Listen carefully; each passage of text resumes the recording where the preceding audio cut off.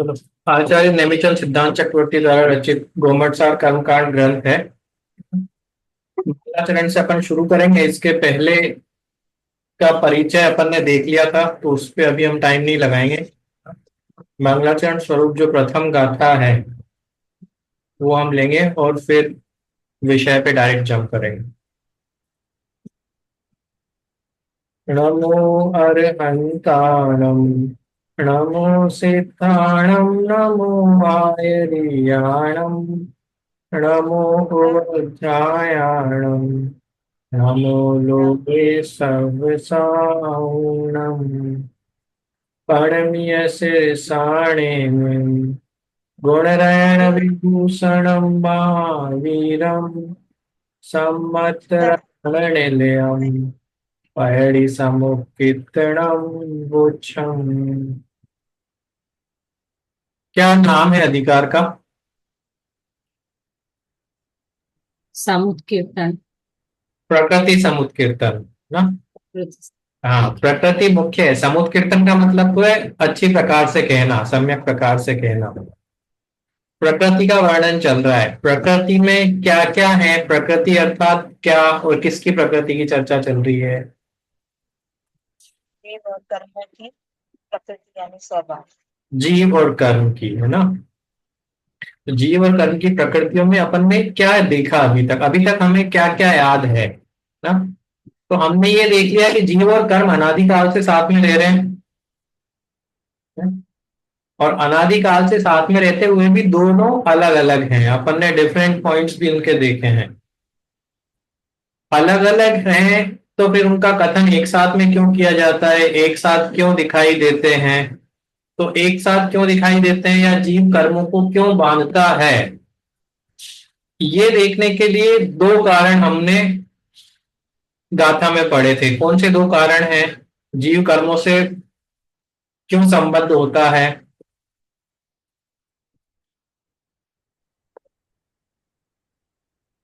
बताएं। एक तो जैसे गर्म लोहे का एग्जाम्पल दिया था। हाँ, वो एग्जाम्पल हो गया। यहाँ पे वो गर्मी कहाँ से आ रही है जीव को? योग मतलब जो शरीर के निमित्त से जब योग होता है तब वो जो कर्म बांधते हैं। हाँ, शरीर और योग के निमित्त से, है ना। कर्म। शरीर और योग। हाँ, शरीर और योग के निमित्त से कर्म और नौकर्म वर्गणाओं का ग्रहण होता है। शरीर का निमित्त का मतलब क्या है? शरीर का निमित्त अर्थात क्या? शरीर में अपनत्व, हाँ, मतलब शरीर होना नहीं, क्या हो? सिर्फ शरीर में अपनत्व होना। हाँ, शरीर सहित होने का अर्थ शरीर धारण करना नहीं है ना।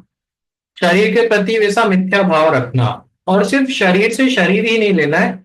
अभी तो शरीर से संबंध रखने वाली समस्त वस्तु है ना, पूरा जगत ही आ गया उसमें। और योग अर्थात क्या?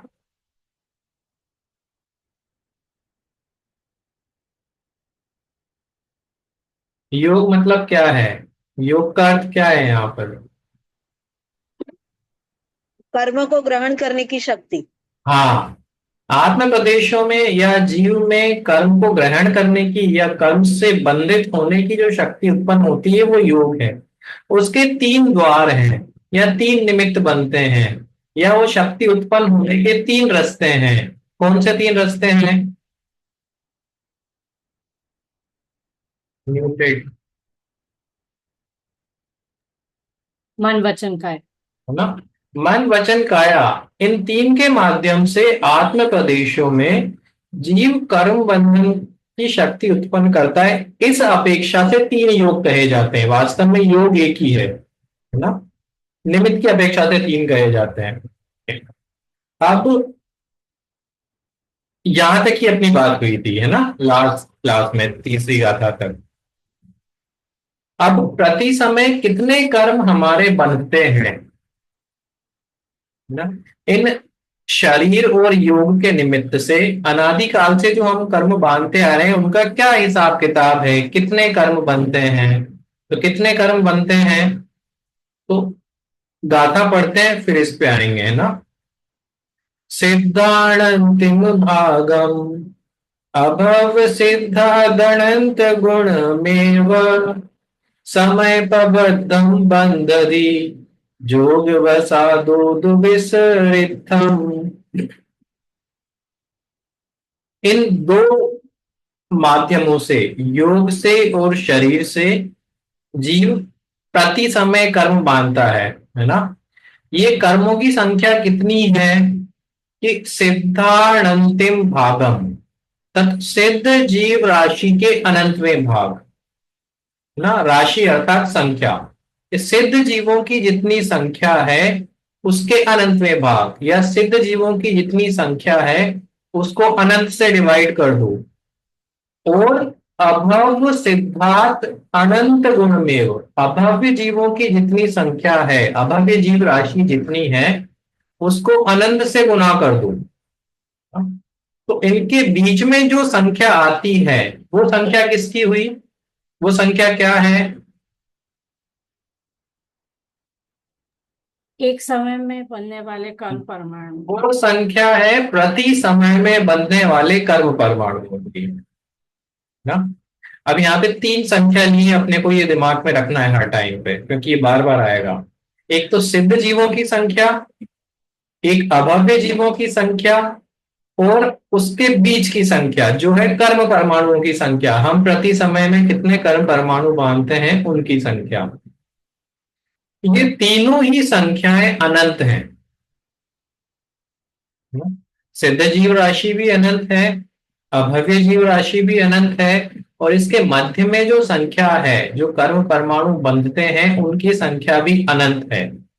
पर तीनों अनंत में अंतर है।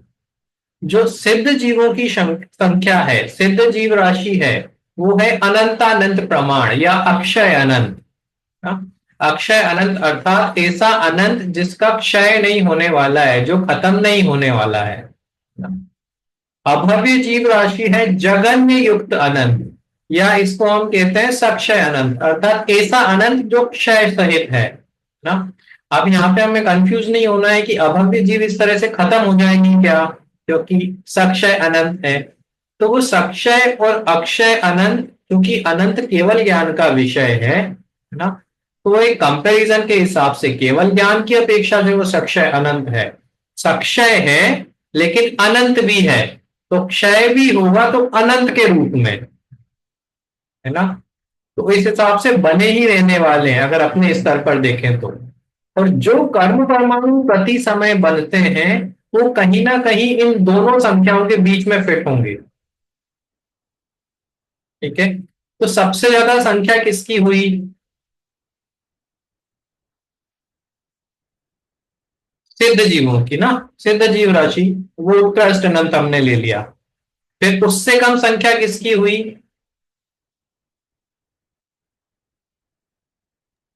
भव्य। अरे यहां तो तीन ही संख्या सिद्ध। है ना हमने। सबसे ऊपर किसको रखा? सिद्ध। सिद्ध जीवों की संख्या सबसे हुई। फिर उसके बाद प्रति समय बन फिर कर्म तो बीच में आए ना। हाँ, मुझे लगा ये जीव में ही सिद्ध। अच्छा। यहाँ पे अपन जो कंटेक्स्ट है उसमें, फिर उससे जघन्य अनंत, जघन्य युक्त अनंत हो गए अभव्य जीव। तो अगर अपन सीरीज में रखें तो सबसे पहले ऊपर आ जाएंगे सिद्ध जीव, बीच में प्रति समय में बनने वाले कर्म परमाणुओं की संख्या, और सबसे नीचे अभव्य ना। उदाहरण भी अपन ने लिया था कि अगर सिद्ध जीवों की संख्या हम 50 मानते हैं और अभव्य जीवों की संख्या हम 10 मानते हैं, तो प्रति समय में बनने वाले कर्म कितने होंगे?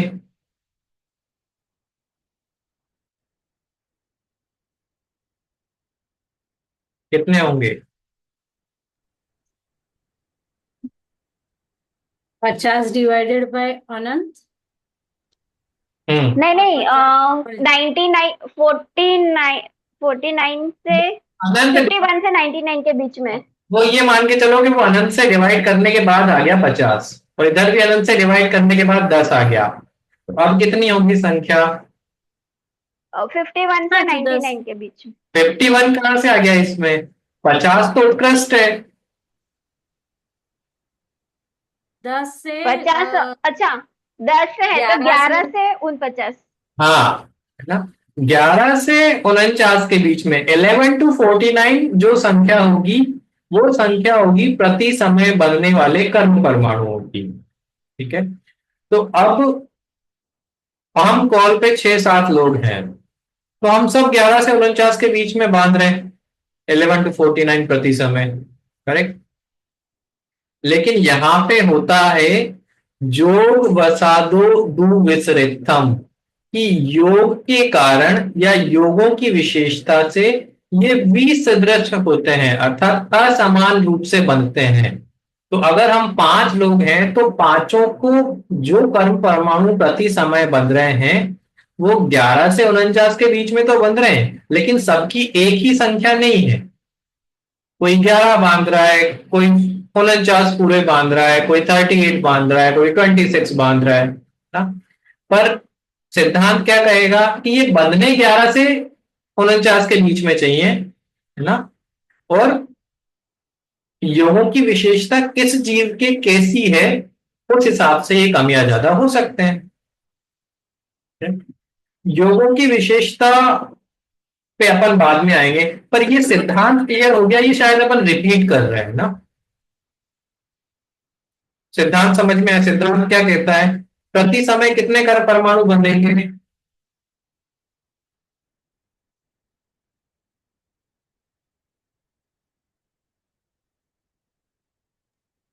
आंटी अनम्यूट करीन बोलो आंटी। को करना पड़ेगा अनुभव, पर नहीं आंटी म्यूट करो ने પછી બોલો, તમારો અવાજ આવે।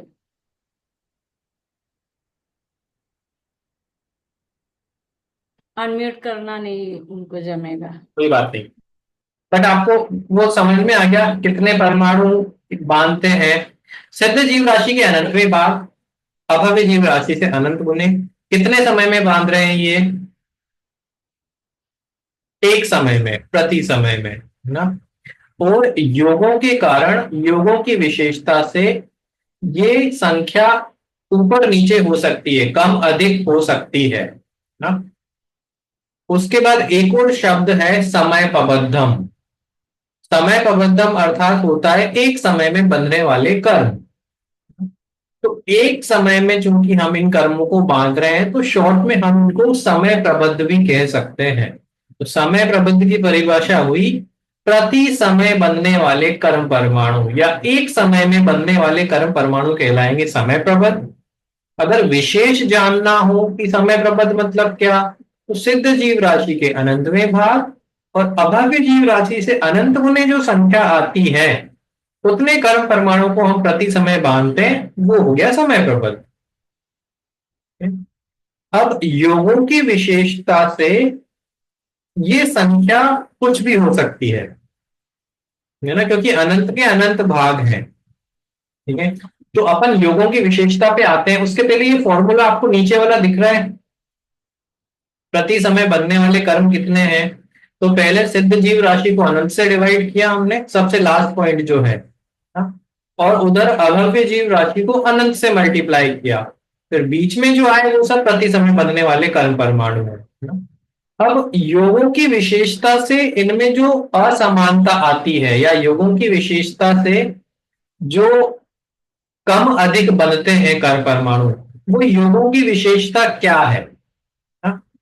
तो योगों की विशेषता में दो चीजें ली हैं, योगों की संख्या कितनी है और उनमें उस समय योगों की चंचलता कितनी है। ठीक है, योगों के हिसाब से हम बांध रहे हैं ना, योगों के हिसाब से कोई 11 परमाणु कर्म परमाणु बांध रहा है, कोई 49 बांध रहा है, कोई इनके मध्य में बांध रहा है। तो ये क्या मतलब है योगों की विशेषता? तो यहाँ पे योगों की विशेषता अर्थात उनके योग कितने हैं उन जीवों के, और उन योगों की चंचलता कितनी है। तो योग कितने होते हैं? 3 होंगे ना, मन वचन काया।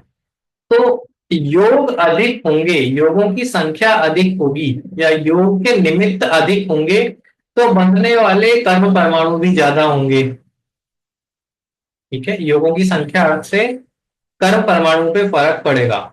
और योगों की चंचलता अर्थात कषाय परिणाम कितने हैं, कम कषाय परिणाम से कम परमाणुओं का बंध होगा, अधिक कषाय परिणाम से अधिक कम परमाणुओं का बंध होगा ना।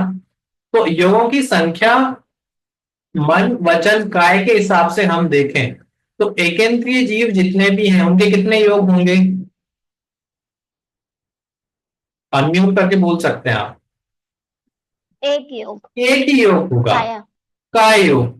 तो सिर्फ एक ही योग से उसके कर्म परमाणुओं का बंध हो रहा है, तो वो 3 की अपेक्षा से कम है ना। अब एकेंद्रीय से हम आगे बढ़े तो द्विइंद्रिय लेते हैं। द्विइंद्रिय के हो गए 2 योग, क्योंकि काया के साथ उनके वचन योग भी पाया जाता है। तो द्विइंद्रिय से लेके असैनी पंचेंद्रिय जीवों तक कर्म बांधने के रास्ते 2 हो गए, काया और वचन, काय योग और वचन योग।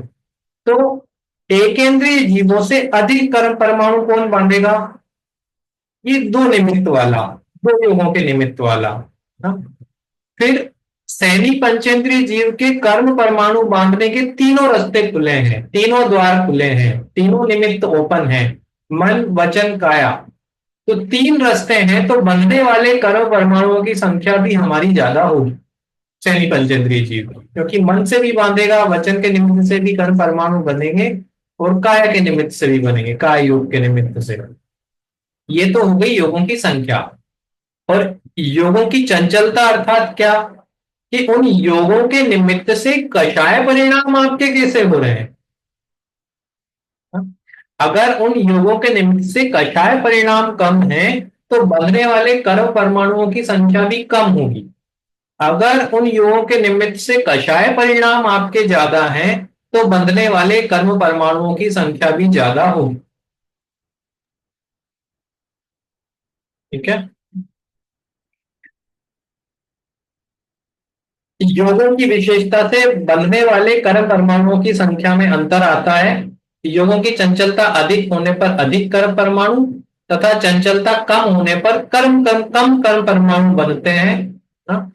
योग अपन ने देख लिया था, योग अर्थात क्या है, आत्म प्रदेशों में होने वाला परिस्पंदन या आत्म प्रदेशों में होने वाला कंपन ना, ये द्रव्य योग है।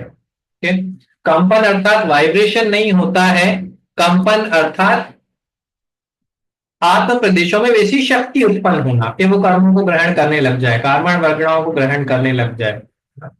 और उसी समय पे जो शक्ति उत्पन्न हुई वो शक्ति है भाव रूप, हम उसको भाव योग भी कह देते हैं। तो वो शक्ति कह दो या वो योग्यता कह दो या वो भाव योग कह दो, एक ही बात है।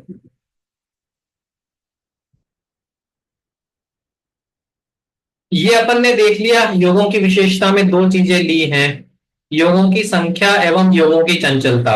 ये कंसेप्ट क्लियर है। योगों की संख्या के अनुसार कर्म बनते हैं, अर्थात किस जीव के कितने योग हैं उस हिसाब से कर्म बनेंगे। और योगों की चंचलता अर्थात कषाय परिणाम कैसे हैं उस हिसाब से कर्म बनेंगे।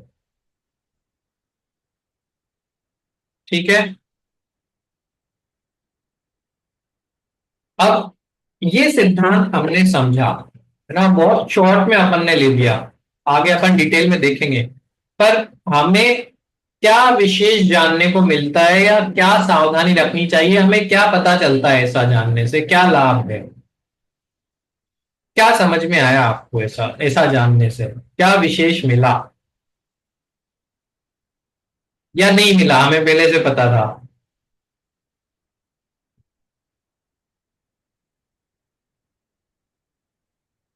एक तो हमें ये पता चला कि सिद्धों की संख्या अभव्यों की संख्या की अपेक्षा अनंत गुना अधिक है ना। और ये एक समय की बात नहीं है, ये हमेशा रहने वाली बात है। तो एक डर मेरे मन से ये खत्म हो जाता है कि मेरे अभव्य रहने के चांस ज्यादा है या सिद्ध बनने के चांस ज्यादा है, क्योंकि जीव तो उतने ही हैं। अब जीवों में अधिक सिद्ध बन रहे हैं तो सिद्ध बनने की प्रोबेबिलिटी ज्यादा है, तो एक वो डर मेरे खत्म होता है ना, वो श्रद्धा वैसी मजबूत होती है। दूसरा, सिद्ध कितने हैं, कि अनंत सिद्ध, तो अनंत सिद्ध जो हुए हैं उन अनंत सिद्धों ने सिद्ध अवस्था प्राप्त करने के लिए या सिद्ध बनने के लिए अलग अलग रास्ते नहीं अपनाए हैं ना। मोक्ष प्राप्ति का एक ही रास्ता है, सम्यक दर्शन ज्ञान चारित्र की एकता ना। सम्यक दर्शन ज्ञान चरित्राणी मोक्ष मार्ग। तो जब इतने अनंत सिद्धों सिद्ध जो हुए हैं उनने ये प्रूव कर दिया कि ये जो मार्ग बताया है ये सही है, क्योंकि हम सब अनंत सिद्ध इस मार्ग पे चल के ही सिद्ध बने हैं। तो अब मेरी श्रद्धा ऐसी दृढ़ हो गई है, अब मेरी श्रद्धा मजबूत हो गई है कि हाँ जो लिखा है सम्यक दर्शन ज्ञान चारित्र की एकता मोक्ष मार्ग है वो सही है। ये किसी एक ने नहीं बताया, मेरे को दो ने नहीं बताया, 50 ने नहीं बताया, अनंत सिद्धों ने बताया है। और अभव्य और भव्य ये दो तरह के जीव हैं, है ना। तो जीव तो एक ही है, भव्य और अभव्य क्या चीज है फिर? किसे कहते हैं अभव्य और किसे कहते हैं भव्य? जिसको मोक्ष होने वाला है, मतलब वो भव्य है। जिस नहीं होने वाला वो अभव्य है, और लेकिन वो करें तो स्वभाव है। जिसमें होने वाला है की जगह करो जिसमें वो योग्यता प्रकट हो जाए।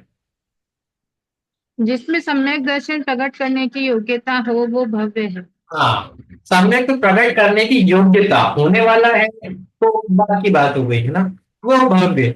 और जो नहीं प्रकट कर सकते वो अभव्य।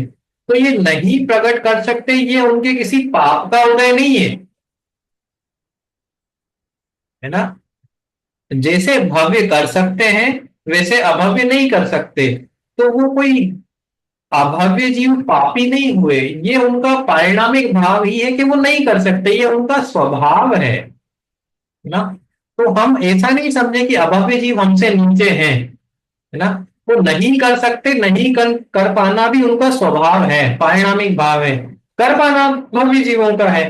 तो ऐसा मानना कि अभव्य जीव ज्ञानी नहीं हो सकते हैं या अभव्य जीव मिथ्या दृष्टि रहेंगे या अभव्य जीव पापी ही होंगे, ऐसा परिणाम हमारे यहां से निकल जाता है। जो होता है ना समस्त जीवों को एक रूप देने की देखने की दृष्टि जो प्रकट होती है वो इस सिद्धांत से हमें प्रकट होती है। ये सिद्धांत हमें बताता है कि अभव्यत्व स्वयं सिद्ध अवस्था है, किसी कर्म ने उत्पन्न नहीं किया है ना। और क्या पता चलता है कि एक समय में हमें ये तो पता है हम अनंत कर्म परमाणु बांध रहे हैं, लेकिन हम सबके एक समय में बनने वाले कर्म परमाणु अलग अलग हैं। तो ये अलग अलग किसके अनुसार हो रहे हैं कि योगों के अनुसार। तो हमें योगों को कंट्रोल करना है, योगों को कंट्रोल करना है अर्थात जो योगों की चंचलता है उसको वश में रखने का प्रयत्न करना चाहिए, ये हमें पता चलता है। अदरवाइज तो कर्म परमाणु हम इस धोखे में नहीं रहे कि सबके उतने बंध रहे हैं तो बंद ही रहे, क्या करें ना। हम हाथ जोड़ के बैठ जाएं कि मेरे को बता दिया सिद्ध जीव राशि के अनंतवें भाग और अभव्य जीव राशि से अनंत गुने कर्म जो बंधने हैं वो तो बंधने ही है, तो ऐसा नहीं है। वो अनंत कर्म है, आप कम भी कर सकते हैं उन कर्म परमाणुओं की संख्या और आप बढ़ा भी सकते हैं। ये आपके ऊपर है कि आपके योगों की चंचलता या योगों की विशेषता उस समय पे कैसी है। तो इतनी चीजें हमें पता चलती हैं। बहुत छोटा सा सिद्धांत है बट हमें अलर्ट रखता है ना। गाथा का सार इतना ही है, ये कंसेप्ट समझ में आया तो अपन आगे बढ़ेंगे। क्या है एक बार आप रिपीट कर दो फिर मैं आगे बढ़ता हूं।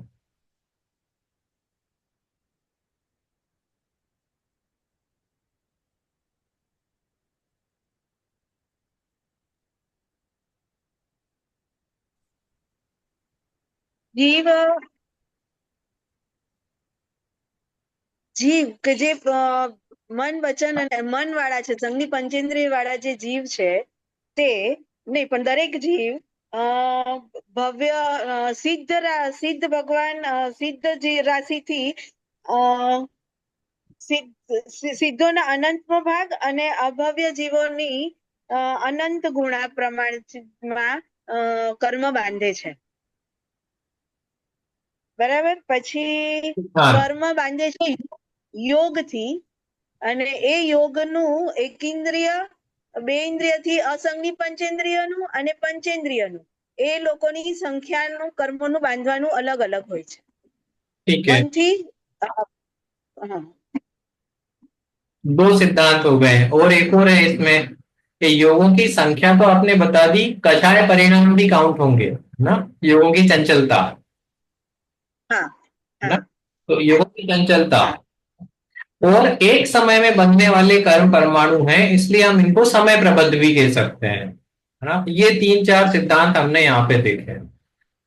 अब ये एक समय में बनने वाले कर्म हैं, है ना। आगे हम गाथा में बढ़ेंगे तो पांचवी गाथा है। अभी हमने देख लिया जीव और कर्म अनादिकाल से एक साथ है। अनादिकाल से एक साथ होने का कारण क्या है कि योग और शरीर के कारण वो कर्मों का ग्रहण कर रहा है। आगे हमने देखा कि प्रति समय कितने कर्मों का ग्रहण कर रहा है। अब हम देखेंगे कि प्रति समय कितने कर्म खिलाता भी है ना, क्योंकि अगर हम कर्म ग्रहण ही करते रहेंगे तो कर्मों का वजन बहुत हो जाएगा, कर्मों का बोझ भारी हो जाएगा। तो कितने कर्म खिलाते हैं, प्रति समय ये जीव कितने कर्म खिलाता है, उसका उत्तर देने के लिए ये एक गाथा है ना। गाथा अपन पढ़ेंगे फिर आगे बढ़ेंगे। ये थोड़ा सा स्पीड में मैं इसलिए ले रहा हूँ क्योंकि अपनी चर्चा हो गई थी। यहां से अपन एक नया विषय प्रारंभ कर रहे होंगे। जीरदि समय पबद्धम पौग ओ बद्धम गणः समय समय जीरदि समय पबद्धम, जीरदि अर्थात खिराता है, जीर्ण करता है या क्षय करता है। कितने कर्मों का, इस समय प्रबद्धम, समय प्रबद्ध कर्मों को खिला देता है ये जीव।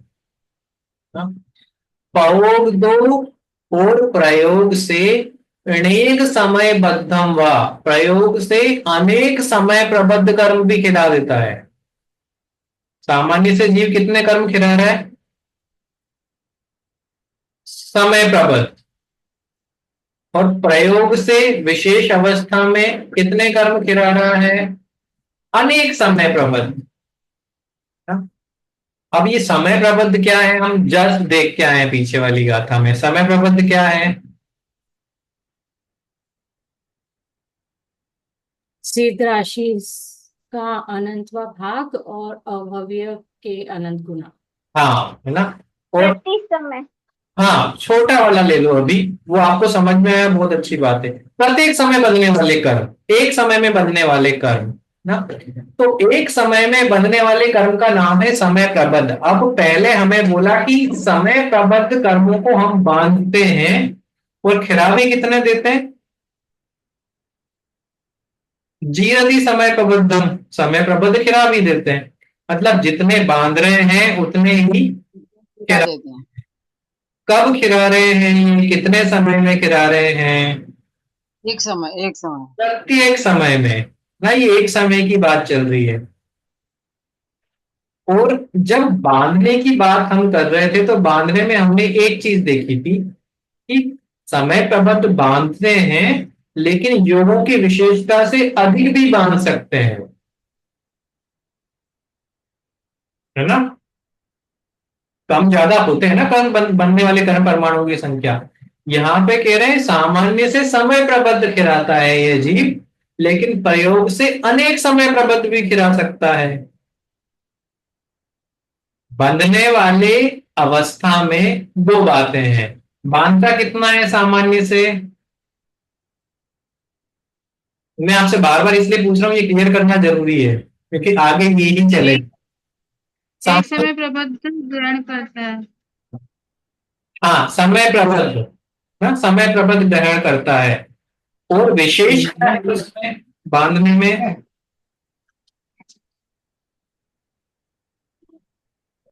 सामान्य से समय प्रबद्ध बंधे, विशेष क्या है उसमें,